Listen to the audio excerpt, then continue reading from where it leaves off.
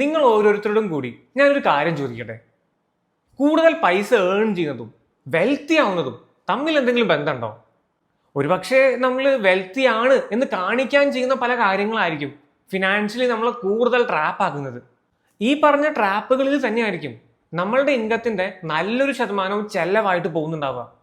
ഞാൻ അറിയാതെ എൻ്റെ അക്കൗണ്ടിൽ നിന്ന് ലീക്ക് ആയിക്കൊണ്ടിരുന്ന ഈ ലൈഫ് സ്റ്റൈൽ ട്രാപ്പുകളുടെ എക്സ്പെൻസ് കംപ്ലീറ്റ് ആയിട്ട് എനിക്ക് അവോയ്ഡ് ചെയ്യാൻ കഴിഞ്ഞിട്ടുണ്ട്.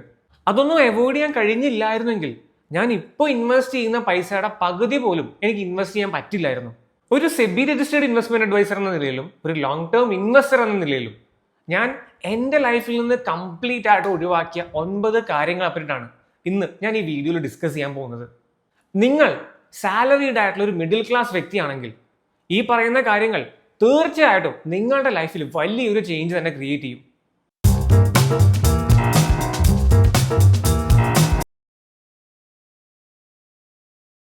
ഒന്നാമത്തേത്, എല്ലാ വർഷവുമുള്ള സ്മാർട്ട് ഫോൺ അപ്ഗ്രേഡ് ആണ്. മിക്ക ആളുകൾക്കും ഒരു പുതിയ മോഡൽ ഫോൺ വരുമ്പോൾ തന്നെ അപ്ഗ്രേഡ് ചെയ്യുന്ന ശീലം ഉണ്ടായിരിക്കും. പക്ഷേ റിയലിസ്റ്റിക് ആയിട്ട് പറഞ്ഞാൽ 1-2 വർഷം ഗ്യാപ്പിൽ വരുന്ന ഫോണുകളുടെ ക്യാമറയിലോ ബാറ്ററിയിലോ വരുന്ന ചെറിയ ചേഞ്ചസ് ഒഴികെ കാര്യമായിട്ടുള്ള എന്ത് വ്യത്യാസമാണ് വരുന്നത്? ശമ്പളത്തിന്റെ പകുതി ഇതിനു വേണ്ടി കളയാമെന്ന് മാത്രമല്ലേ ഉള്ളൂ. ഞാൻ ആക്ച്വലി ഫോളോ ചെയ്യുന്ന റോള് ഒപ്റ്റിമം യൂട്ടിലൈസേഷൻ ആണ്.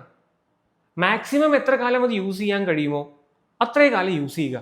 എപ്പോഴാണോ നമുക്ക് ആവശ്യമായിട്ടുള്ള കാര്യങ്ങൾ ഈ പറഞ്ഞ ഫോണിലൂടെ നേടിയെടുക്കാൻ കഴിയാതെ വരിക, ആ സമയത്ത് മാത്രമായിരിക്കും ഒരു അപ്ഗ്രേഡിനെ പറ്റി ഞാൻ ചിന്തിക്കുന്നുണ്ടാവുക. ഈ ഒരൊറ്റ തീരുമാനം തന്നെ 10,000 അല്ലെങ്കിൽ ലക്ഷങ്ങൾ തന്നെ ലാഭിക്കാൻ നമ്മളെ സഹായിക്കുന്ന ഒരു കാര്യമാണ്. ഫിനാൻഷ്യൽ പ്ലാനിങ്ങിന് വേണ്ടി കണക്ട് ചെയ്യുന്ന മിക്ക ആളുകളും പറയുന്നത് ഞാൻ കേട്ടിട്ടുണ്ട്, ഇൻഷുറൻസ് എടുക്കാനോ ഇൻവെസ്റ്റ് ചെയ്യാനോ എക്സ്ട്രാ സർപ്ലസ് എമൗണ്ട് ഇല്ലാതെ വരുന്നതിന്റെ പ്രധാന കാരണം എക്സിസ്റ്റിംഗ് EMIs ആണെന്ന്. എന്നാൽ ഇതേ EMI കൂടുതൽ എടുത്തിട്ടുണ്ടാവുക ഇത്തരത്തിലുള്ള ഗാഡ്ജറ്റ്സ് അപ്ഡേറ്റ് ചെയ്യാനാണ്. നിങ്ങളുടെ കയ്യിൽ സർപ്ലസ് ക്യാഷ് ഫ്ലോ ഉണ്ടെങ്കിൽ അല്ലെങ്കിൽ നിങ്ങളുടെ പ്രൊഫഷൻ അങ്ങനെ ഡിമാൻഡ് ചെയ്യുന്നുണ്ടെങ്കിൽ പുതിയ ഗാഡ്ജറ്റ്സ് അപ്ഡേറ്റ് ചെയ്യുന്നതിൽ യാതൊരു തെറ്റുമില്ല. എന്നാൽ നിങ്ങളുടെ ഇൻകം ലിമിറ്റഡ് ആണെങ്കിൽ മറ്റൊരുപാട് അത്യാവശ്യ കാര്യങ്ങൾക്ക് കൊടുക്കാനുള്ള പൈസ കയ്യിലില്ലെങ്കിൽ ഇത്തരത്തിലുള്ള ഗാഡ്ജറ്റ്സ് അപ്ഗ്രേഡ് ചെയ്യുന്നത് ലിമിറ്റ് ചെയ്യുന്നതാണ് ഏറ്റവും നല്ലത്.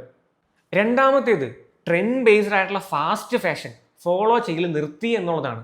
ഫാഷൻ സെക്ടറിലോട്ട് നോക്കുകയാണെങ്കിൽ എല്ലാ 3 മാസം കൂടുമ്പോഴോ അതിനുള്ളിൽ തന്നെ പുതിയ ട്രെൻഡുകൾ മാറി മാറി വരും. ഇത്തരം ട്രെൻഡുകൾ ഫോളോ ചെയ്യാൻ ശ്രമിക്കുമ്പോൾ സ്വാഭാവികമായിട്ടും ഓരോ മാസത്തെയും നമ്മളുടെ സാലറിയുടെ നല്ലൊരു ശതമാനം അത് ഡിമാൻഡ് ചെയ്യുന്നുണ്ടായിരിക്കും. എന്നാൽ അതിനു പകരം ന്യൂട്രൽ ആയിട്ടുള്ള ഡ്യൂറബിൾ ഫാഷൻ ആണ് നിങ്ങൾ ഫോളോ ചെയ്യുന്നതെങ്കിൽ അത് ലോങ് ലാസ്റ്റിംഗ് ആയിരിക്കും. നിങ്ങൾ അതിനു വേണ്ടി സ്പെൻഡ് ചെയ്യുന്ന പൈസ കംപ്ലീറ്റ് ആയിട്ട് നിങ്ങൾക്ക് വേർത്തി ആയിരിക്കും. മൂന്നാമത്തേത്, സ്റ്റാറ്റസ് കാണിക്കാൻ വേണ്ടി മാത്രമുള്ള വെഹിക്കിൾ അപ്ഗ്രേഡ് ആണ്. കേരളത്തിൽ നമ്മുടെ ഇടയിലുള്ള ഏറ്റവും വലിയ ലീക്ക് ഇത് തന്നെയാണ്. ഒരു ചെറിയ പ്രൊമോഷൻ കിട്ടിയാൽ ആദ്യം ചെയ്യുന്നത് ഇപ്പോൾ ഉപയോഗിക്കുന്ന വണ്ടി മാറ്റിയെടുക്കുക എന്നുള്ളതായിരിക്കും. ഇപ്പോൾ അടച്ചുകൊണ്ടിരിക്കുന്ന ഒരു EMI തീർന്നാൽ പോലും നമ്മൾ അടുത്ത് ചിന്തിക്കുന്നുണ്ടാവുക അടുത്ത വണ്ടി പുതിയതെടുക്കാനായിരിക്കും. നിങ്ങൾക്കറിയാലോ, ഒരു കാർ അതിന്റെ ഷോറൂമിൽ നിന്ന് പുറത്തേക്ക് വന്നാൽ തന്നെ 10-20% അതിന്റെ വാല്യൂ അവിടെ ഡ്രോപ്പ് ആവും. ട്രാൻസ്പോർട്ടേഷൻ എന്ന് പറയുന്നത് ഒരു യൂട്ടിലിറ്റി ആണ്. അതിനൊരു സ്റ്റാറ്റസ് സിമ്പിളായിട്ട് നിങ്ങൾ കണ്ടില്ലെങ്കിൽ ലക്ഷങ്ങൾ നിങ്ങൾക്ക് ഇതിൽ നിന്ന് ലാഭിക്കാൻ കഴിയുന്നതാണ്. നാലാമത്തേത്, റാൻഡം സബ്സ്ക്രിപ്ഷൻസ് ആണ്. ഈ ഒരു പീരീഡിൽ നമ്മളിൽ അധികം പേരും ടൈം സ്പെൻഡ് ചെയ്യുന്നത് OTT പ്ലാറ്റ്ഫോംസ് തന്നെയായിരിക്കും. ആമസോൺ, നെറ്റ്ഫ്ലിക്സ് എന്നൊക്കെ പറഞ്ഞ് ഒരുപാട് പ്ലാറ്റ്ഫോംസ് നമ്മൾ സബ്സ്ക്രൈബ് ചെയ്തും വെച്ചിട്ടുണ്ടായിരിക്കും. എന്നാൽ ഇതിൽ ഒരു പ്ലാറ്റ്ഫോമിൽ ഒരു പ്രോഗ്രാം പോലും നമുക്ക് കണ്ട് കംപ്ലീറ്റ് ആക്കാൻ പറ്റുന്നില്ല എന്നുള്ളത് അതിൻ്റെ റിയാലിറ്റി അല്ലേ? ഒരു പക്ഷേ നമ്മൾ സബ്സ്ക്രൈബ് ചെയ്ത് വെച്ചിട്ടുള്ള പ്ലാറ്റ്ഫോംസ് ഏതൊക്കെയാണെന്ന് പോലും നമുക്കിപ്പോൾ ഓർമ്മയുണ്ടാവില്ല. എന്നാൽ എല്ലാ മാസവും അതിൻ്റെ സബ്സ്ക്രിപ്ഷൻ റിന്യൂവൽ ആയിട്ട് നമ്മളുടെ അക്കൗണ്ടിൽ നിന്ന് പൈസ പോകുന്നുണ്ടായിരിക്കും. ഈ പറഞ്ഞ സിറ്റുവേഷൻ നിങ്ങൾ ഫേസ് ചെയ്യുന്നുണ്ടെങ്കിൽ ഒരു സിമ്പിൾ റൂൾ പറയാം, 1 in 1 out. At A time ഒരു പ്ലാറ്റ്ഫോം മാത്രം സബ്സ്ക്രൈബ് ചെയ്യുക. അതിൽ നിങ്ങൾ കണ്ടുകൊണ്ടിരിക്കുന്ന പ്രോഗ്രാം കംപ്ലീറ്റ് ആയാൽ അത് ക്യാൻസൽ ചെയ്ത് മറ്റു പ്ലാറ്റ്ഫോം സബ്സ്ക്രൈബ് ചെയ്യുക. ഇങ്ങനെ ചെയ്യുമ്പോൾ ഒരുപക്ഷെ നിങ്ങൾക്കൊരു മാസം ലാഭിക്കാൻ കഴിയുന്നുണ്ടാവുക 500-1000 രൂപയായിരിക്കാം. എന്നാൽ ഇതേ 500-1000 രൂപ മതിയായിരിക്കും ടേം ഇൻഷുറൻസ് ഇല്ലാത്ത നിങ്ങൾക്ക് ടേം ഇൻഷുറൻസ് എടുക്കാൻ. അഞ്ചാമത്തേത്, ഇൻസ്റ്റന്റ് ഡെലിവറി പ്ലാറ്റ്ഫോംസിന്റെ ഓവർ യൂസേജ് ആണ്. നമ്മളിൽ അധികം പേരും കൂടുതൽ യൂസ് ചെയ്യുന്ന ആപ്പുകളിൽ മുന്നിൽ നിൽക്കുന്നുണ്ടാവുക ഫുഡ് ഡെലിവറി അല്ലെങ്കിൽ ഗ്രോസറി ഡെലിവറി പ്ലാറ്റ്ഫോമുകൾ തന്നെയായിരിക്കും. ഒരു പാക്കറ്റ് പാല് വാങ്ങാനോ സ്നാക്സ് വാങ്ങാനോ ഇത്തരം പ്ലാറ്റ്ഫോംസ് യൂസ് ചെയ്യുമ്പോൾ ഡെലിവറി ചാർജും പ്ലാറ്റ്ഫോം ഫീസൊക്കെ ആയിട്ട് 20-30% എക്സ്ട്രാ കോസ്റ്റ് നമ്മളവിടെ പേ ചെയ്യേണ്ടി വരുന്നുണ്ടാവും. ഒരു ദിവസത്തിൽ തന്നെ 3-4 തവണ ഇത്തരത്തിൽ ഓരോ ചെറിയ സാധനങ്ങൾ നമ്മൾ ഓർഡർ ചെയ്യുമ്പോൾ നമ്മൾ പോലും അറിയാതെ ഡെലിവറി ചാർജ് ആയിട്ട് ഇങ്ങനെ കൊടുത്തുകൊണ്ടിരിക്കുന്ന പൈസ മാസം അവസാനം ഒരു വലിയ എമൗണ്ട് ആയിട്ടായിരിക്കും മാറുന്നുണ്ടാവുക. ഇങ്ങനെ നിങ്ങൾക്ക് വേണ്ട സാധനങ്ങൾ എല്ലാം ഒരുമിച്ച് പ്ലാൻ ചെയ്ത് ഒരുമിച്ച് ഒരു വീക്കിലോ മന്തിലോ വാങ്ങിക്കുകയാണെങ്കിൽ അൺനെസസറി ആയിട്ട് നിങ്ങൾ പേ ചെയ്തുകൊണ്ടിരിക്കുന്ന ഈ എക്സ്ട്രാ കോസ്റ്റ് നിങ്ങൾക്ക് ഒഴിവാക്കാൻ കഴിയുന്നതാണ്. ആറാമത്തേത് ഡിസ്കൗണ്ട് സെയിൽസ് ആണ്. 10,000 രൂപ വില വരുന്നൊരു സാധനം 5,000 രൂപയ്ക്ക് കിട്ടും എന്നുള്ളത് കൊണ്ട് മാത്രം നിങ്ങൾ ആ സാധനം വാങ്ങിക്കുമ്പോൾ 5,000 രൂപ നിങ്ങളുടെ ലാഭിക്കല്ല ചെയ്യുന്നത്. നിങ്ങളുടെ കയ്യിലുള്ള 5,000 രൂപ നിങ്ങളുടെ ചെലവാക്കുകയാണ് ചെയ്യുന്നത്. ഓഫറിന് സാധനങ്ങൾ വാങ്ങിക്കുന്നതും ഓഫർ ഉള്ളത് കൊണ്ട് മാത്രം സാധനങ്ങൾ വാങ്ങിക്കുന്നതും തമ്മിൽ ഒരുപാട് വ്യത്യാസമുണ്ട്. എന്തെങ്കിലും ഒരു ഇമ്പൾസീവ് പർച്ചേസ് ചെയ്യാൻ തോന്നിയാൽ ഞാൻ ബേസിക്കലി ഫോളോ ചെയ്യുന്നത് 72 അവർ റൂളാണ്. അതായത് അറ്റ്ലീസ്റ്റ് 3 days എങ്കിലും വെയിറ്റ് ചെയ്യുക. 3 days കഴിഞ്ഞിട്ടും നിങ്ങൾക്കത് വാങ്ങിക്കണം എന്ന് ആഗ്രഹിക്കുന്നുണ്ടെങ്കിൽ ഡെഫിനറ്റ്ലി നിങ്ങൾക്കത് കൺസിഡർ ചെയ്യാം. 90% ടൈമിലും 3 days കഴിയുമ്പോൾ ആ ആവശ്യം നമ്മുടെ മൈൻഡിൽ നിന്ന് പോയിട്ടുണ്ടായിരിക്കും. ഡിലേഡ് ഗ്രാറ്റിഫിക്കേഷൻ ഇൻസ്റ്റന്റ് ഗ്രാറ്റിഫിക്കേഷനേക്കാൾ ഫ്യൂച്ചറിൽ ഫിനാൻഷ്യലി സ്റ്റേബിൾ ആവാൻ നമ്മളെ സഹായിക്കുന്ന ഒന്നാണ്.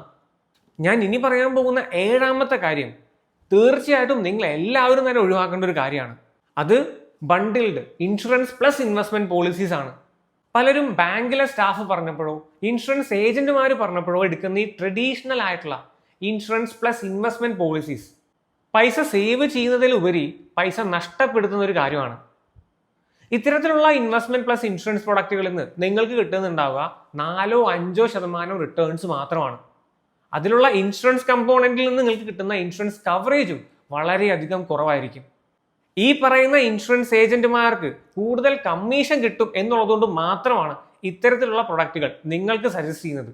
ഇൻഷുറൻസും ഇൻവെസ്റ്റ്മെന്റും വേണ്ട എന്നല്ല കേട്ടോ ഞാൻ പറയുന്നത്. ഇൻഷുറൻസും ഇൻവെസ്റ്റ്മെന്റും സെപ്പറേറ്റ് ആയിട്ട് എടുക്കുന്നത് തന്നെയാണ് നിങ്ങൾക്ക് ഏറ്റവും നല്ലത്. 8ാമത്തേത് ഒരുപക്ഷെ മിക്ക ആളുകൾക്കും കണക്ട് ചെയ്യാൻ പറ്റുന്ന ഒരു കാര്യമായിരിക്കും. പുതിയ ഹോബീസിന് വേണ്ടി ഹെവി ഇൻവെസ്റ്റ്മെന്റ്സ് തുടക്കത്തിൽ തന്നെ ഒഴിവാക്കുന്നതാണ് നല്ലത്. എനിക്ക് പേഴ്സണലി അറിയുന്ന ഒട്ടനവധി പേരുണ്ട്. ജിമ്മിൽ ജോയിൻ ചെയ്യുന്ന ഫസ്റ്റ് ഡേ തന്നെ ഹൈലി എക്സ്പെൻസീവ് ആയിട്ടുള്ള ഷൂസും ഗാഡ്ജറ്റ്സും ഡ്രസ്സും എല്ലാം വാങ്ങിച്ചു വെച്ചിട്ടുണ്ടായിരിക്കും. ഫസ്റ്റ് ഡേ കഴിഞ്ഞാൽ ഈ വാങ്ങിച്ചിട്ട സാധനങ്ങളെല്ലാം വെറുതെ അവിടെ പൊടി പിടിപ്പിച്ച് വെച്ചിട്ടുണ്ടായിരിക്കും. എന്നാൽ ഇത് വാങ്ങിക്കാൻ എടുത്തിട്ടുള്ള EMI മാസങ്ങളോളം സാലറിയിൽ നിന്ന് കട്ടായി പോയിക്കൊണ്ടും ഇരിക്കും. നിങ്ങളൊരു പുതിയ ഹോബി അല്ലെങ്കിൽ പുതിയ ഒരു സ്കില്ല് പഠിക്കുന്നുണ്ടെങ്കിൽ ആദ്യം അതിൽ കൺസിസ്റ്റന്റ് ആയതിനു ശേഷം മാത്രം ഹെവി ഇൻവെസ്റ്റ്മെന്റ്സ് അതിനുവേണ്ടി ചെയ്യുന്നത് തന്നെയായിരിക്കും നല്ലത്. എന്തൊരു കാര്യം ചെയ്യുമ്പോഴും അതിൻ്റെ ഫൗണ്ടേഷൻ ബിൽഡ് ചെയ്യാൻ ഹെവി ഇൻവെസ്റ്റ്മെന്റ്സ് വേണ്ടി വരില്ല. എപ്പോഴും ആ ഹെവി ഇൻവെസ്റ്റ്മെന്റ്സ് അത് സ്കെയിൽ ചെയ്യാൻ വേണ്ടിയിട്ടായിരിക്കും. കൺസിസ്റ്റൻസി ഉണ്ടെങ്കിൽ മാത്രമേ നിങ്ങൾക്ക് ആ ഫൗണ്ടേഷൻ ബിൽഡ് ചെയ്യാനായിട്ട് കഴിയുള്ളൂ. 9ാമത്തേത് UPI പേയ്മെന്റ് കൾച്ചറാണ്. UPI ഒരു മോശം കാര്യമാണെന്നല്ല ഞാൻ പറയുന്നത്.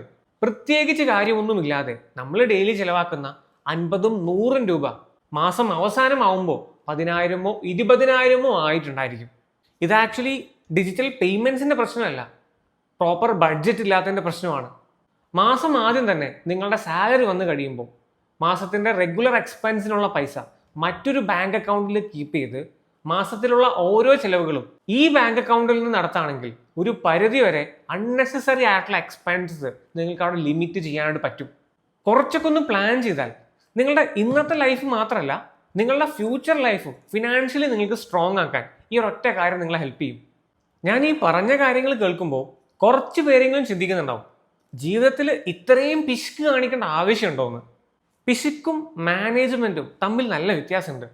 നിങ്ങൾക്ക് അവൈലബിൾ ആയിട്ടുള്ള റിസോഴ്സ് ലിമിറ്റഡ് ആണെങ്കിൽ ആ ലിമിറ്റഡ് ആയിട്ടുള്ള റിസോഴ്സ് വെച്ച് നിങ്ങളുടെ ഒന്നിലധികം വരുന്ന ആഗ്രഹങ്ങൾ നേടിയെടുക്കണമെങ്കിൽ ഈ ലിമിറ്റഡ് റിസോഴ്സിൽ നിങ്ങൾക്കൊരു കൺട്രോൾ ഉണ്ടായിരിക്കണം. അതാണ് നമ്മളിവിടെ ചെയ്യുന്നത്. നിങ്ങൾക്ക് അവൈലബിൾ ആയിട്ടുള്ള പൈസ ഇൻകം ലിമിറ്റഡ് ആണെങ്കിൽ ആ ലിമിറ്റഡ് ആയിട്ടുള്ള കുറച്ച് പൈസ വെച്ച് നിങ്ങളുടെ ഒന്നിലധികമുള്ള ആഗ്രഹങ്ങൾ നേടാൻ ഈ പൈസയിൽ നിങ്ങൾക്ക് ഒരു കൺട്രോൾ ഉണ്ടായിരിക്കണം. എൻ്റെ ലൈഫിൽ എനിക്ക് കൂടുതൽ പൈസ സേവ് ചെയ്യാൻ സഹായിച്ചത് അൺനെസസറി ആയിട്ടുള്ള എക്സ്പെൻസസിനെ കൺട്രോൾ ചെയ്തപ്പോഴാണ്. നമ്മൾ ഇവിടെ പറഞ്ഞ 9 കാര്യത്തിൽ ഏതെങ്കിലും 2 കാര്യം നിങ്ങൾ ശ്രദ്ധിച്ചാൽ തന്നെ അത്യാവശ്യം പൈസ നിങ്ങൾക്ക് സേവ് ചെയ്യാനായിട്ട് കയ്യിലുണ്ടാവും. നിങ്ങൾക്കൊരു ഹെൽത്ത് ഇൻഷുറൻസ് ഇല്ലെങ്കിൽ, ടേം ഇൻഷുറൻസ് ഇല്ലെങ്കിൽ, എമർജൻസി ഫണ്ട് ഇല്ലെങ്കിൽ ഇത്തരം കാര്യങ്ങളൊക്കെ ബിൽഡ് ചെയ്യാൻ ഈ പൈസ നിങ്ങൾക്ക് ഉപയോഗിക്കാം. അതാവുമ്പോൾ നാളെ ഒരു ആവശ്യം വന്നാൽ മറ്റൊരാളെ ഡിപ്പെൻഡ് ചെയ്യാതെ ഇൻഡിപെൻഡൻ്റ് ആയിട്ട് നിങ്ങൾക്ക് ജീവിക്കാനായിട്ട് പറ്റും. ഫിനാൻഷ്യലി സ്റ്റേബിൾ ആവാൻ നിങ്ങൾ സീരിയസ് ആണെങ്കിൽ തീർച്ചയായിട്ടും എനിക്ക് നിങ്ങളെ സഹായിക്കാൻ കഴിയുന്നതാണ്. ഞാനിവിടെ പറഞ്ഞ 9 കാര്യങ്ങളിൽ എത്ര കാര്യങ്ങൾക്ക് വേണ്ടി നിങ്ങൾ പൈസ സ്പെൻഡ് ചെയ്യുന്നുണ്ട്? ഔട്ട് ഓഫ് 9 എത്രയാണ് നിങ്ങളുടെ സ്കോർ? 2 ആണോ 3 ആണോ? താഴെ കമൻറ്റ് ചെയ്യും. ഏറ്റവും കൂടുതൽ ഫിനാൻഷ്യൽ ഡിസിപ്ലിൻ ആർക്കാണുള്ളതെന്ന് നമുക്ക് നോക്കാം.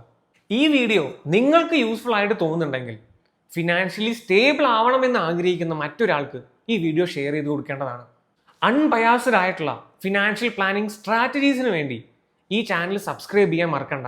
Until next time, bye.